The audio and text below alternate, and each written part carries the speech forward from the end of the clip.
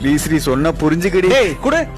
ஏமா இத்தனை வருஷமா அவனுக்காக வெயிட் பண்ணிட்டு இருக்கான். திடீர்னு அவன வானான்னு சொன்னா அவன் லைஃப் நாம ஆவறது. டேய் இது கடன் நினைச்சீங்களா இல்ல வேற எதுனா நினைச்சீங்களா? ரெண்டு பேரும் ஆளாளுக்கு மாறி மாறி கத்திட்டே இருக்கீங்க. இல்லனே இவன் உயிருக்கு உயிரா லவ் பண்ண பொண்ணு காரணமே இல்லாம விட்டு போயிடுச்சுனே. அத பத்தி தான் பேசிட்டு இருக்கோம். எனக்கும் அந்த விஷயம் தெரியும். நானும் கொஞ்ச நாள் அதை பார்த்துட்டு தான் இருக்கேன். இது உனக்காக மட்டும் இல்ல, எல்லா பசங்களுக்காகவும் என் அனுபவத்துல நான் சொல்றேன் கேட்டுக்கோ.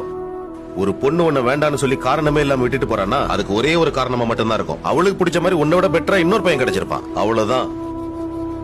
ஒருத்தங்க உன் மேல அன்பு செலுத்துறாங்கன்னா அவங்க கிட்ட அன்பாரு. அவங்கள எந்த சூழ்நிலையிலும் விட்டு கொடுத்துறாத. ஆனா உன்னை வேண்டான்னு தூக்கி போட்டு போறாங்க பாரு, அவங்க பின்னாடி ஒரு நாள் நீ தேடி போயிடாத. ஏன்னா நீ தேடி போற பாரு அந்த அன்பு நிலையில்லாதது. உன்னை தேடி வருது பாரு அந்த அன்பு தான்டா நிலையானது. நீ இதே நினைச்சு ஃபீல் பண்ணிட்டு இருந்தானு ஏன் சாப்பாட்டுக்கு பிச்சை தானே எடுக்கணும். ஒழுங்கா உழைச்சு முன்னேற வழியை பாரு. இது ஆண்களுக்கு மட்டும் இல்ல பெண்களுக்கும் பொருந்தும்.